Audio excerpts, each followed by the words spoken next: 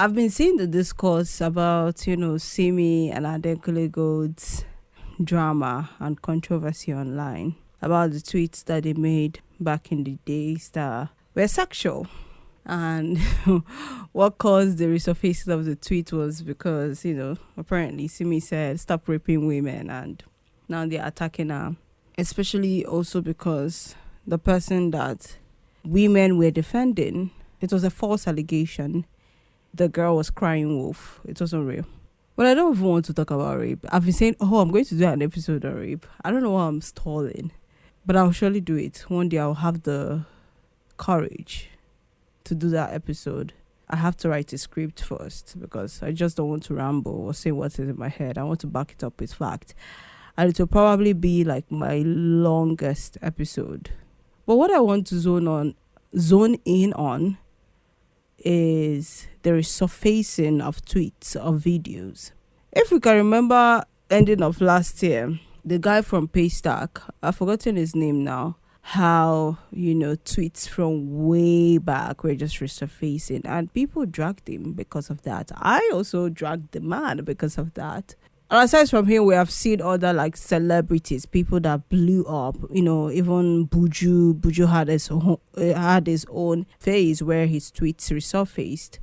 I'm trying to remember other people. Sometimes Davido, sometimes Wizkid.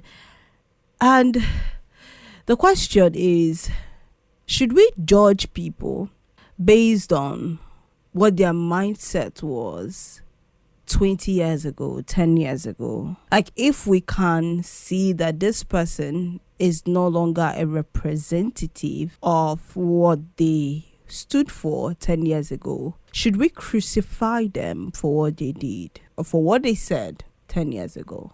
And one thing about social media would crucify you for anything, especially if they don't agree with you. But it doesn't mean that the people crucifying you are sinless.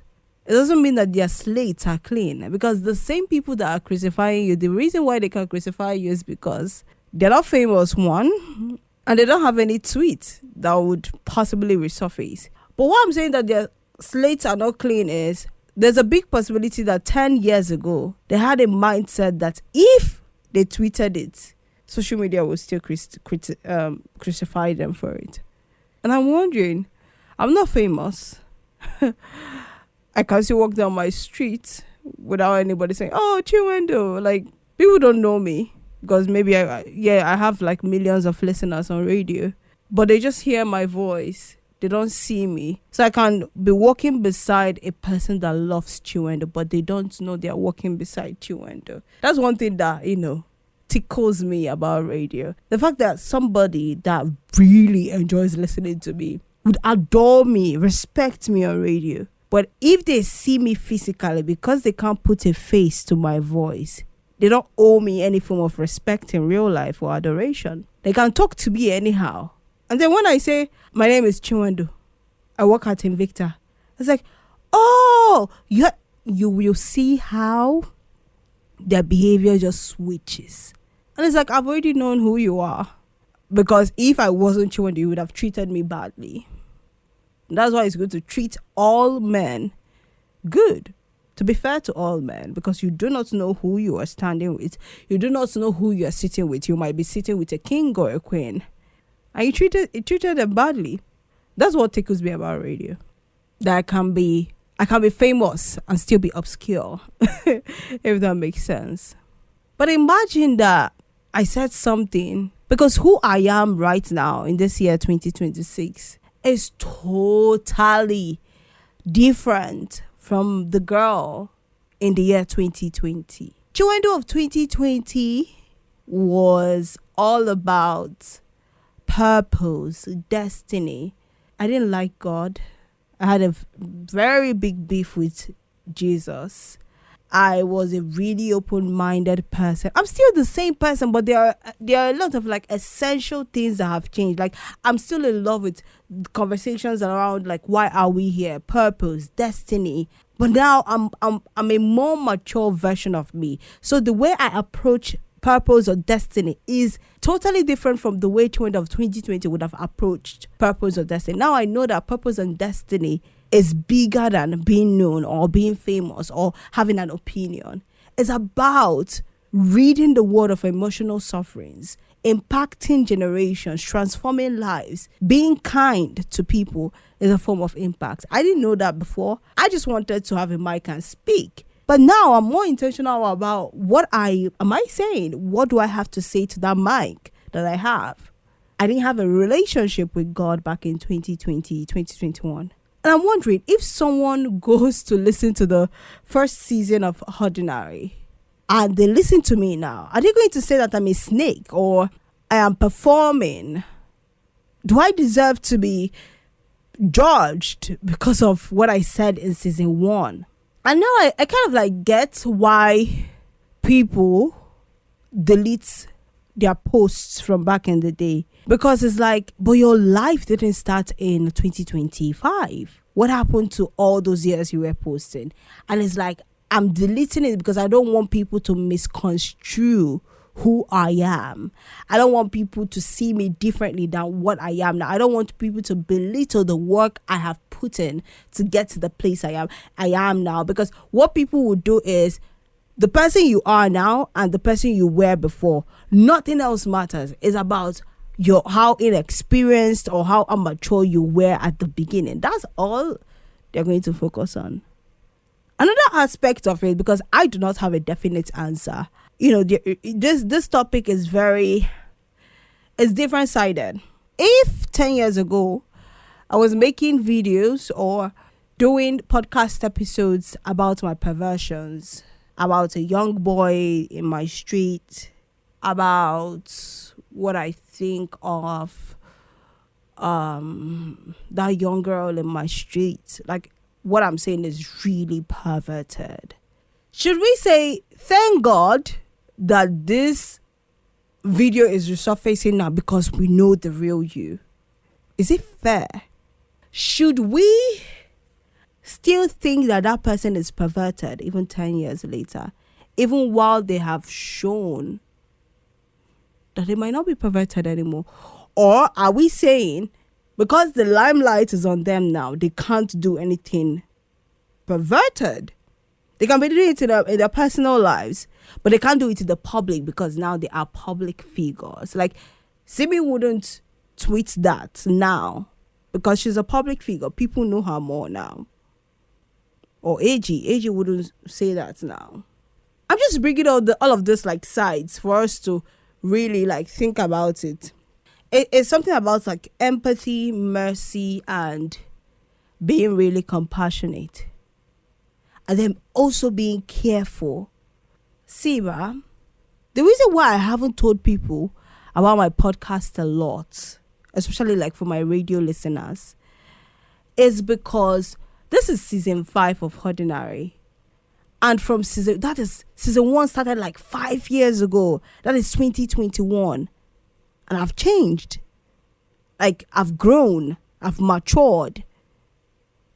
And there is a lot of heart that has gone into this podcast since 2021. I've overshared. I've said things on this podcast.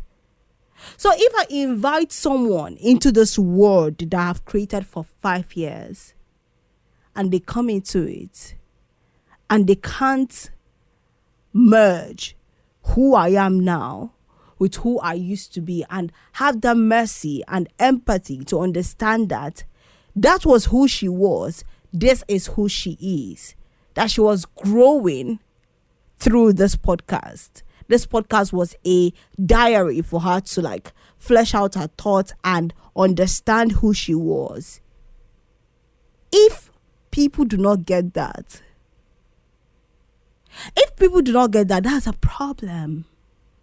A big problem. And honestly, I flirted with the thought of going back to season 1 to kind of like listen to all my episodes and just take off the ones I think are really controversial.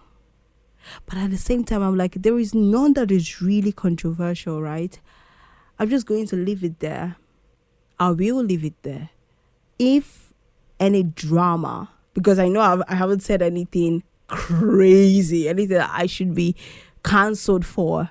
But if any drama ensues at some point in my life because of podcast episodes I've released, I think I should be able to stand for myself, to defend myself, to talk about like what my brain was at and where it is at now. So it's like I am actually proud of those episodes, that I can go to court for them. It wasn't the stupid girl that had those thoughts. It was still me. The only thing is that I know better now. I've seen the world. I've experienced more things. I've had conversations. I've read more books. I've listened to podcasts, watched documentaries, seen movies, interacted with people to know better. And as I'm growing, my mindset is changing. My life is changing. I now have a better relationship with God. I no longer hate God. God is the love of my life. Jesus is the shepherd of my soul. So that has happened. I'm morphing. I'm growing. That is a part of empathy and mercy. Then the second part is careful. To be careful. Be careful of what you put out there. If unlike me, you cannot be proud of what you said, then just take it off, delete it, go back. Because I was listening to a podcast with Bovi and Ifedayo from Dang, and he was saying that anybody can be famous now. Social media has this decentralized fame. You can just wake up and you're famous because of a video you posted. And because of that, you should do yourself one and go back to like, thank God that Facebook kind of like reminds us of things we posted back in the day. Snapchat does the same thing too. Instagram doesn't do it, but you can easily just go back to like pictures, videos, tweets. Search when you go to the tweets you have made, search for like words that can sue you to the court of social media, like words like sex, girl, boy, pants, all those like damning words. Search for it and see like, did you text anything that isn't allowed? If you see, start deleting. I promise you, people are tweeting things now. People are doing videos now. People are saying things now that will put them into trouble 10 years to come. You don't know, by 10 years you might have this desire to be a politician. Now, you can't fathom a life where you're a politician. But 10 years, you can have that desire. And boom, it was something that you wrote in 2026 that would be what would mar your political career. So you have to be careful of what you're putting out there. You have to be really careful of what you're putting out there. I'm not saying you should overthink it, but whatever you're putting out there, imagine if this goes viral. Can I defend it? Can I stand by it? At least for now, can I stand by it? 10 years later, if I'm the president, can I stand by it? Does this paint me in a good way? Is this light? Is this transforming anybody's life? If it's not, keep it to your thoughts. Keep it to yourself. So the two things I just want you to get from this episode is, please be merciful and empathetic. Who people were 10 years ago they would have grown from whatever. And number two, be careful.